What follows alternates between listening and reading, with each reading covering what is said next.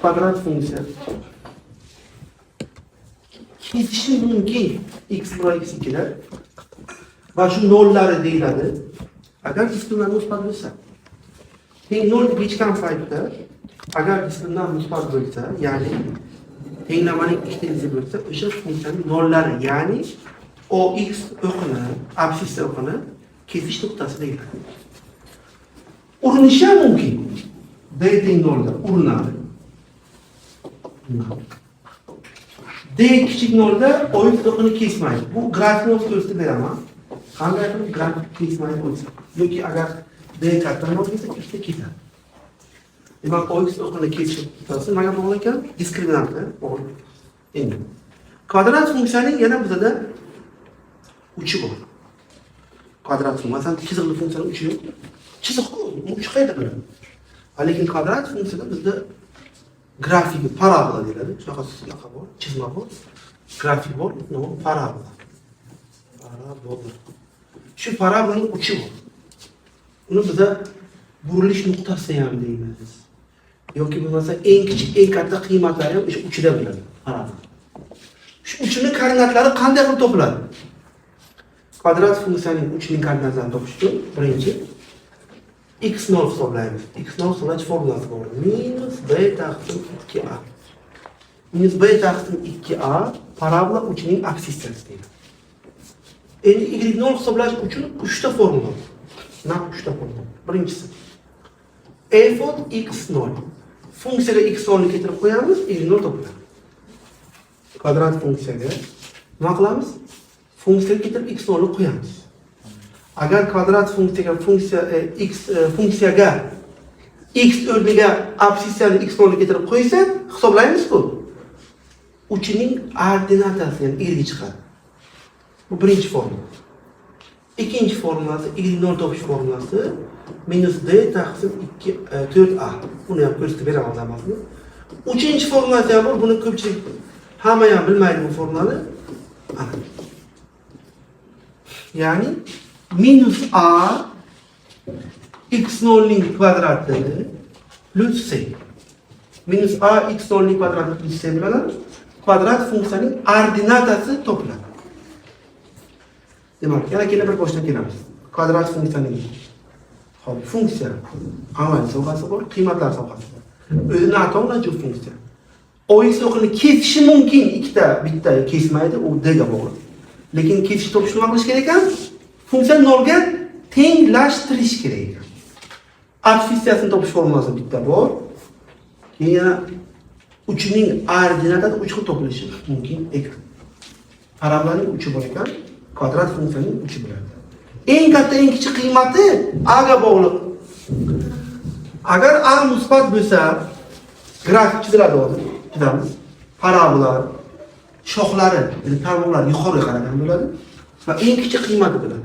Shu eng kichik qiymat y0 min f bo'ladi. Min f degani funksiyaning eng kichik qiymati bo'ladi. Agar a manfiy bo'lsa, y0 max f bo'ladi. Max f degani funksiyaning qanaqa qiymat bo'ladi? Eng katta qiymat. Funksiyaning eng katta, eng kichik qiymati nimaga bog'liq ekan? A ga bog'liq. Yaxshi. Hozir yozilib olinadi demayman. Tashlab olasizlar. Misol o'tamiz. Xo'p. Keyingi masala. Endi kelib bitta kvadrat funksiya chizaylik. Kvadrat funksiya olamiz. Y teng x kvadrat minus 2 minus 3 degan kvadrat funksiyani grafikini yasaymiz. Grafik yasash uchun birinchi navbatda uchini topadi do'stlar. X0 topiladi, y0 topiladi. Ana shu bundan oldin yozilgan formulaga asoslanib x0 y0 hisoblaymiz. Birinchisi x0 minus b minus taqsim 2a. Bir chiqadi. Deb uchining absissiyasi bir. Ketirib funksiyaga qo'yamiz, y0 topamiz. y0 1 minus 2 minus 3 necha bo'ladi? Minus 2. Demak, bu parabolamizning uchi 1 minus 4 nuqtada. Xo'p, keyin nollarni topamiz. Nollarni topish uchun kvadrat funksiyani x kvadrat minus 2x minus 3'ünü tenglashtiramiz 0. Bundan x teng 3, x teng minus 1 topiladi. Kvadrat funksiyaning nollari topiladi. Minus 3, minus x. Kvadrat funksiyaning nollari topildi. Chunki endi biz qanaqa topayapmiz uni buni? Bu kvadrat tenglamol. Bu kvadrat tenglamol men vet bilan yechyapman. Ikkita son ko'paytirmasi ozod hadga teng bo'lsin. Yig'indisi qarama qarshi ishora bilan ikkinchi koeffitsiyentga teng bo'lsin. Ana 3 bilan minus 1 ni ko'paytirsak ozod hadni beradi. Qo'ysak 2 qarama qarshi ishora bilan minus 2 ni beradi. Vetdan foydalangan holda kvadrat funksiyaning yechdik. İlk nollari 3 minus 2 demak hozir grafik chizilganda absissa o'qini ikkita ketadi. Ikkita kesish nuqtasi bo'ladi absissa o'qini. Ikkita kesish nuqtasi bo'ladi. Nollarni topdik, 3ni topdik. Xo'p, yana bitta nuqta bor. Kvadrat funksiya OY, ya'ni ordinata o'qini kesish nuqtasi. Uni topish uchun funksiya 0 qo'yamiz. X o'rniga 0 ni qo'yamiz. 0 qo'ysak chiqadi? Minus 3. Demak, 0 minus 3 ordinata o'qini kesish nuqtasi bo'ladi. 0 minus 3. Mana shu ma'lumotlarni foydalangan holda tushunishimiz kerak. Yana bir narsa inobat qilib qo'yinglar. Kvadrat funksiyaning grafikining simmetriya o'qi ham.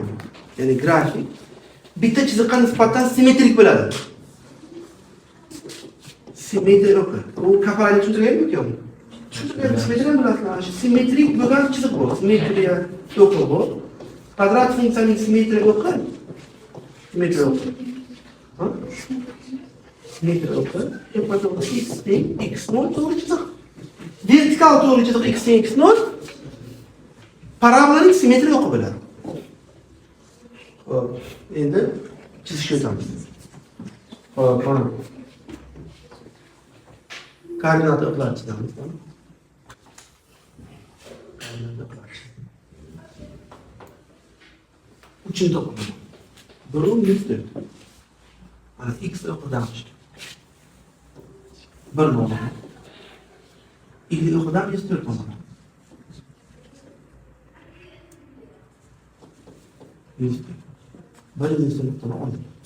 1 minus 4. 1 minus 4 olganimizdan keyin 0 minus 3 ta kesyapti, ordinata o'qildi. 0 minus 3 ta kesyapti, ordinata o'qildi. Mana bu yerga kesyapti, bu yerga. Endi olamiz buni. Mana shuni bir safar. Mana bu simmetriya o'qi bo'ladi. Ana shu chiziqqa nisbatan parabola ikkita tarmog'i mutanosib bo'ladi. Bitta tarmog'i bunday, bittasi tartib bo'lmaydi. Parabola shunday bir chizmaki, shunga nisbatan simmetrik bo'ladi. Ana buni. Uchun nisbat. Bu ordinata o'qini kesish nuqtasi. Mana 3 ta kesadi. Minus 1 da kesadi. Mana kesadi. Mana kesdi. Mana kesdi. Endi hamma jihatlar topilgandan keyin chizma bilan parabolani yasaymiz. Mana parabolani yasaymiz.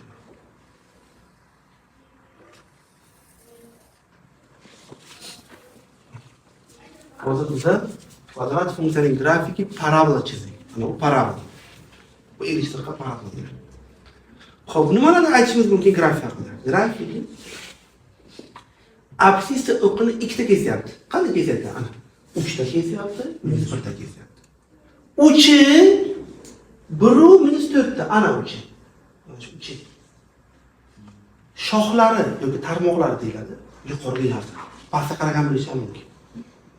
Grafik 1-chi, 2-chi, 3-chi, 4-chi oraliqdan o'tyapti. Mana shu kvadrat funksiyani yasalish. Ya'ni bu deganiki, kvadrat funksiyaning grafiki parabola qanday holatda bo'lishi mumkin? Hammasini biz jamladik. Biz oldin o'rganib chiqdik. Kvadrat funksiyaning grafiki parabola 26 xil holatda bo'lishi mumkin. Ana shu 26 holatda hammasini ko'ramiz. Boshqacha grafik bo'lishi mumkin emas. Topsada aytasiz ekan. Xo'p, shu uchun hozir biz sizlardan mana shu mumkin bo'lgan barcha holatlarni aniqlab, barcha holatlarni chizib, u yerda berilgan koeffitsiyentlar va parabolaning uchi, diskriminant ishoralarini nima qilamiz? Aniqlaymiz. Biz shularni aniqlaymiz. Aniqlaymiz. 5, 10 ta bo'ladi. Or 20 ta bo'ladi. Yana bitta bo'lishi kerak. Yana bitta bo'ladi. 25 ta bo'ladi. Bu qanaqa holatlar ekan? Birinchi holat kvadrat funksiyaning grafiki parabolada uchi 0 0 da bo'lgan holat parabola. Ya'ni bu y teng ax kvadrat parabolani tuziladi.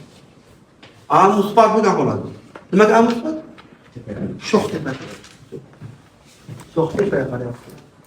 B0 C0 uchun 0 0 da kesyapti-ku.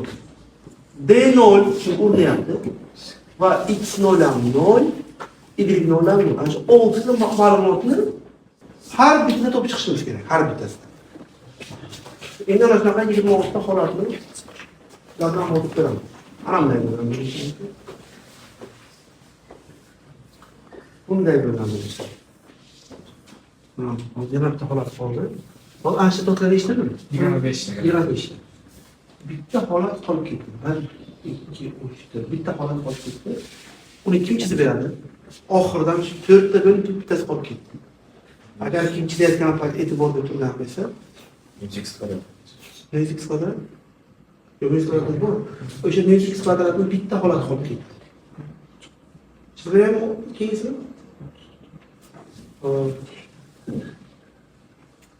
Ana holat qolib ketdi.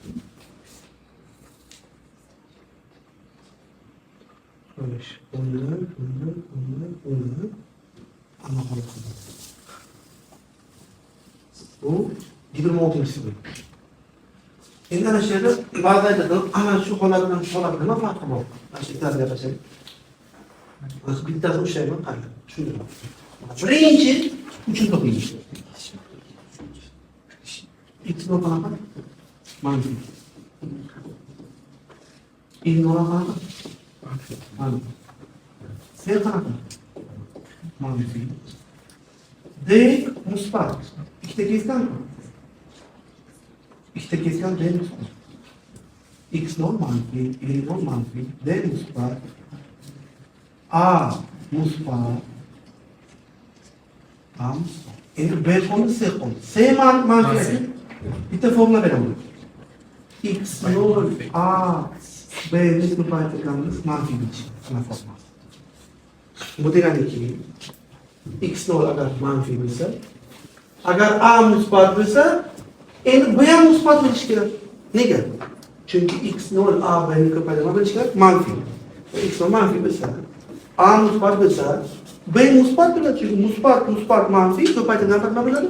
Manfiy bo'ladi. Demak, B nima ekan? Musbat. Shunday qilib 6 ta ko'rsatkichni ishora topdik. Endi bunga qaraymiz. Buni siz qanaqa edi? Manfiy. Ajratuvchi badalov funksiyani qayerdan beryapsiz siz? Tushuntiraman. Kvadrat funksiya parabola. Qayerda kessa o y o'qini ana shu C bo'ladi. Masalan, buni C musbat manfiymi? Manfiy. 0 dan pastdan ketyapti-ku. Agar o x o'qini ikkita kessa bu nima deganda? D musbat degani. Hozir buni D isi musbat, C isi manfiy. C isi manfiy. Tushundingizmi? Xo'sh. Mana shunday qilib biz hamma holatlarimizni shakllantirishlar uchun oddiy yozib olasizlar. Yozib olgandan keyin yana topamiz. A manfiy.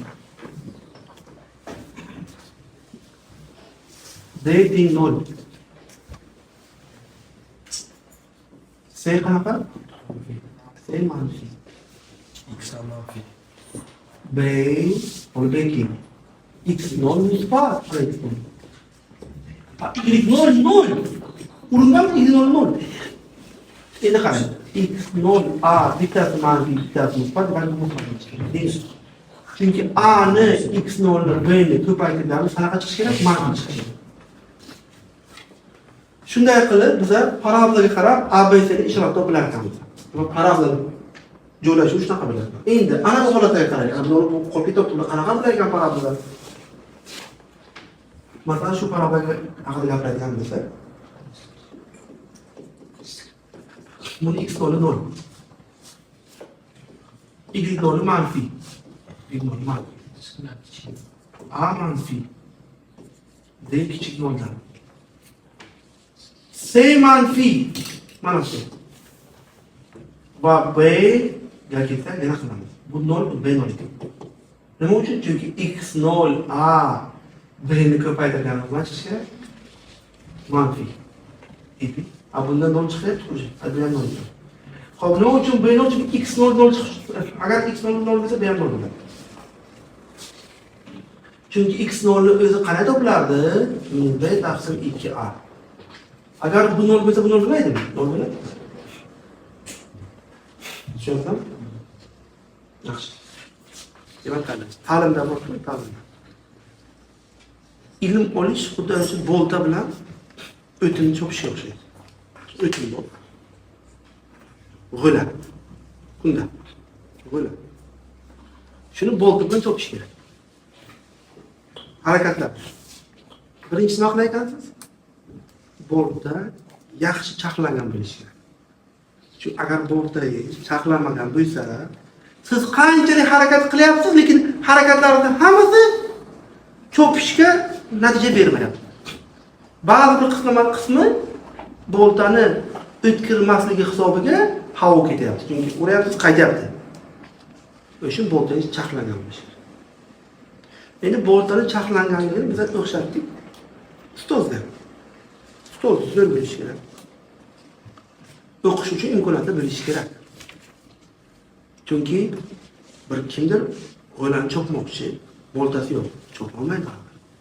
Bolta kerak. O'sha boltaga ustoz kiradi. Ota-onalar yordamlari, uyga yaratgan sharoit bilan kerak. Chunki vaqtingiz bo'lmasa, kuni bo'yi masalan o'qish, lekin sizda bu narsa bor. Sizda eng yaxshi chaqlangan amerikanskiy bolta bor. Nima uchun sharoit borda? Shu do'stga ham shu boltani chaqlanganini misol bo'ladi. Yaxshi do'stlar bo'lishi kerak. Yo'lda bo'lish uchun. Videolar bo'lishi mumkin. Bular hammasi boltani chaqlangan. Qo'yish. Boltani oldik. Bolta chaqlangan. Biz qancha chopamiz? Bitta uramiz. Bitta urgandan keyin o'ylab qolamiz. Uraymi, urmaymi? Har zamon bizda ikkilanish bor. Chopishim kerakmi edi? Shuni chopmasamchi, shuni chopib nima qilaman? Nima uchun chopyapman degan fikr faqat miyamizda o'tadi. Xuddi o'qishda bo'lgandek. Matematika o'qishim shart bo'ldi. O'qimaydigan yo'llari ham bor-ku. Kurs tayyorlanmasdan o'qishga kirsa bo'ladi-ku degan fikrlar bizning miyamizdan aynilaveradi. O'sha uchun u chopilmaydi. Sababi o'sha fikr bizani o'tatib qo'yadi. Yoki bo'lmasa chopayotganda bitta uramiz, bitta joyga. Keyin ikkita uramiz, uchta uramiz, keyin fikrimizdan qaytamiz. Yo'qda. Boshqa joyga urib qo'yamiz. Xuddi bitta yo'nalishdan boshqa yo'nalishga sakraganda. O'sha chopilishni sharti, chopilishni sababi bu tez bolta bilan bitta joyga tinimsiz urish. Tinimsiz. Tok chopilguncha. Ana shu o'qish bo'ladi. Shu bitta maqsad qo'ydingizmi? Chopayotgan paytda chopishim kerakmi o'zi? Bugun chopmasamchi, ertaga chopsam bo'ladi-ku. Boshqa yo'llari bor degan fikrlar qayerdan kelaveradimi? Tamom, chopilmaydi. Shu maqsad qildingizmi? Shu masalan bitta institutga masalan kirishni maqsad qildingiz. Masalan. Tamom. Misol uchun bitta institut A institutiga nomlayman. Shu A institutga kirish degan narsa turib turibdi, tamom. Har kungi harakatingiz va barcha harakatingiz faqat shunga yo'naltirilgan. Tamom. Masalan, aytaylik, shu institutga kirishim kerak, nima qilishim kerak? Bu institutga kirish imtihon topshiraman. Xo'p. Nima bo'ladi? Imtihonda 40 ta savol bo'ladi. Tamom, shu 40 ta savol ma'lum qiladimi? Demak, shu ma'lum shu. Shuni yetishim kerak. O'sha faqat shu ishlash kerak. Tamom. Chalg'imasdan. Butun energiyangizni, butun kuchingizni shunga tasarruflaysiz. Sababi u chopilishi kerak. O'shanda chopiladi. Siz qaysi vaqtingizni boshingizga sarflayapsiz? Qaysi payt ikkilanib qolyapsiz? Ba'zi paytda bajarish xohishingiz pasayapti, ba'zi paytda oshyapti. Va shuni hisobiga siz ana shu oldidagi kunda turibdi, qo'lingizda bolta bor, uni bitta uriladi, 3 urilmaydi. Keyin bitta kishi kelib sizlar cho'pishing kerak desa, ha, cho'pishing kerak deysiz, keyin cho'pasiz, ikkita urasiz. Ikkita uraverasiz, ikkita beraverasiz. Bir olib qo'yasiz boltani. Boltani xato urasiz. Boltani xato urish ilm berilayotgan paytda olmaslikni hisoblaymiz. Va hokazo masala hisobda faqat kunda tirnalib qoladi, chopilmaydi. Shuning uchun men sizlarga qolgan ilmni aytib beraman. Agar biror bir ishda maqsadga erishmoqchi bo'lsangiz, o'zingizni harakatlaringizni faqat o'sha yo'lda fokus qaratishingiz kerak. Chunki sizni energiyangiz, sizni xayolingiz, fikrlashingiz o'sha narsaga qaratildimi, o'sha narsa bo'ladi. Qachon siz qattiq bir narsani xohlaysiz, qachon butun kuchingizni o'sha narsaga qaratasiz, o'sha narsa amalga oshadi. Agar sizni energiyalar u narsaga qaratilmagan bo'lsa, ikkilangan paytingiz faraz qiling xuddi nurday. Xuddi ana oftob turibdi, sizda bitta naqa bor. Naqa bor, zontik narsa bor. O'sha zontik narsa shunday bir nuqtadan saqlab turibdi, qiziryapti. Kuydirish kerak. Endi kuyaman degan paytda qochyapti. Yo'qlik. Yana sovdi. Yana qaytib qiziryapti. Ana shunga o'xshaydi. O'sha oftobni nurini yig'ib kuydirish uchun bir nuqta qo'ysa tamom. O'sha soviydi o'sha. Qizib keladi-ku o'sha qanday gradusda.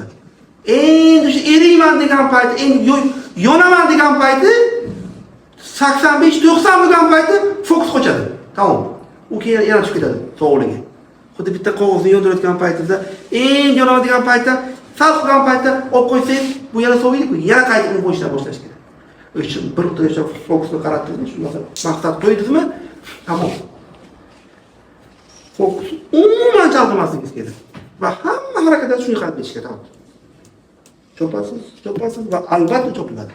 O'tkir bolta bilan faqat chopasiz. Endi qiladigan ishimiz quyidagi. Kvadrat funksiyaning grafikidan tanishdik. Parabola ekan, paraboladan ko'rdik.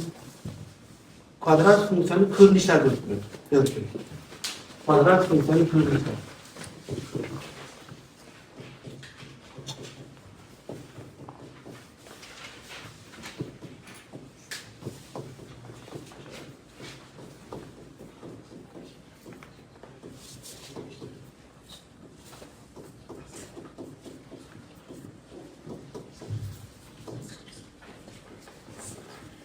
Kvadrat funksiyaning ko'rinishlari.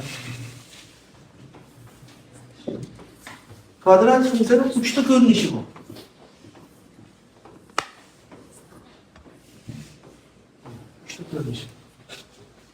Birinchisi standart ko'rinish.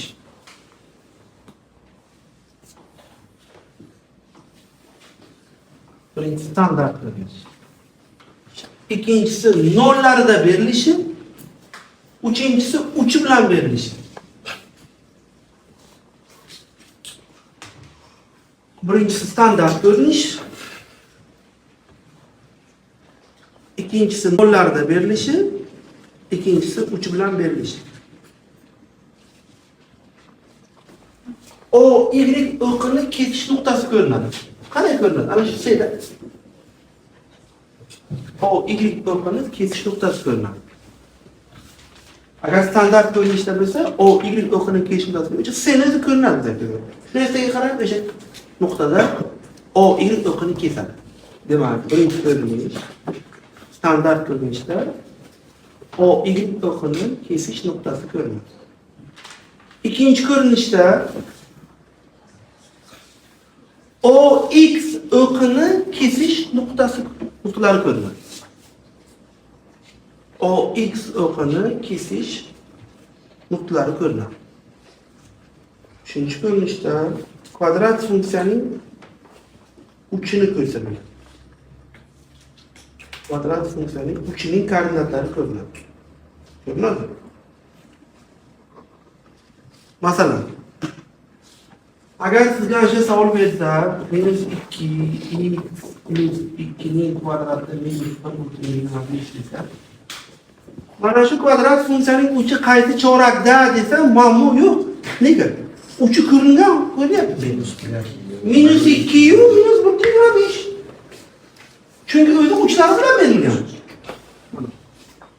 Minus 2 yu minus 1/25 uch qaysi chorakda bo'ladi? Uchinchi chorakda. Shoh pastga qarab deb qaraydi. Pastga. Biz bilasiz primyerda ana shu grafiklar bilan. Chunki qarab berilgan uchta. Nima uchun minus 2 bor? Chunki bu plus 2 turibdi-ku. Formulada minus x bor dedim. Tushundingmi?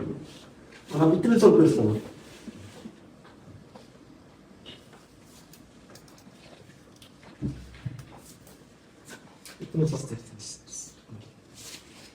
Mana shu savol beryapti. Shu kvadrat funksiyani grafikini topinglar. Biz qarang, uchini ko'ryapsizlar. Uchi qaysi bo'ladi? 2 yu 0 da. Siz bu kvadrat funksiyani grafik tenglamasini yoki ko'rinishini uchlar bilan yozing. Qanday yozasiz? A yozasiz, A bilmaysiz. X minus 2 ning kvadrati yozasiz, plus 0 yozasiz. Tushunyapsizmi? Çünkü x 0 sizde 2, y 0 sizde 0. Ana kvadrat funksiya uchlarda yozilgan. Endi aniqlanib topamiz, savol. Mayli, aniqlanib topamiz, o'ylang. 0 da kvadrat funksiya 4 ni qabul qilyapti. 0 qo'ygan payt 4 chiqish kerak. Chiqish kerak. 4, 0 qo'yamiz, 4 a. A nechi bo'ldi? 1 bo'ldi. A 1 bo'lgandan keyin kvadrat funksiyamiz qayerda? Bunlar bu ana shu kvadrat funksiyaning grafiki. Hozir biz kvadrat funksiyaning uchlarini ko'rayotganimiz uchun biz kvadrat funksiyaning uchlaridan yozdik. Xo'p. Ko'p narsani ko'rdik. Lavhani bo'ldik, detal bo'ladi. Misollar bilan mustahkamlasam kerak. Keyin 7 savolni ko'ramiz. Y teng minus 3x kvadrat ve x plus c. Parabolanın uçu n minus 4 3 noktada. B plus c'nin toplamı.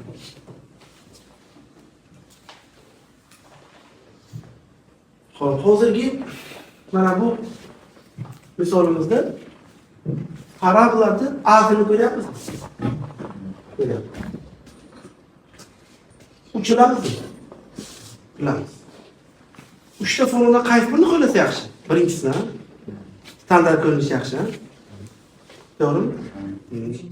Yo'q, 3 bor. 3 bor-ku. 3-chi formulani qo'llash kerak. 3 bilan yozish kerak. A'ni yozamiz. X plus 4 ning kvadrati yozamiz. Qo'shilgan ish yozamiz. Parabola ayb. A bor, 3 bor yozamiz. Endi qavsam ochamiz. Minus 3 x kvadrat farqi x plus 16 y minus 3x kvadrat minus 24x minus 48 minus 45 b plus c minus 24 minus 45 nechi bo'ladi? Minus 69. Y teng minus 2x kvadrat plus 5x minus 3. Funksiyaning eng katta qiymatini toping. Bu qanaqa funksiya bu? Chizgi funksiyami bu? Kvadrat funksiya. Bu kvadrat funksiyamizni shoxi yuqoriga qaragan, pastga qaragan? Pastga qaragan. Eng katta qiymat bormi, eng kichik qiymat bormi? Shox pastga qarasa. Eng katta. Ha? Shox borku? Eng katta qiymat. Eng katta qiymat qayerda bo'lardi? X 0 da, Y 0. Hozir ana shunda x 0 topamiz. Ana shu funksiyaning eng katta qiymati bo'ladi. Buning x 0 hisoblaymiz. X 0 minus 5 2 ta a. 5 taqsim 4. Minus 2 5 taqsim 4 kvadrati 25 taqsim 4 minus 3. Qarab farqi bo'ladi. 25 taqsim 25 taqsim 4 minus 3. Buni o'zi 25 taqsim 8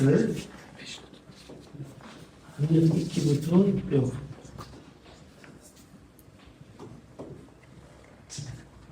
Minus yo'q, 25 taqsim 8 minus 3 minus 1 taqsim 8 bo'ladimi?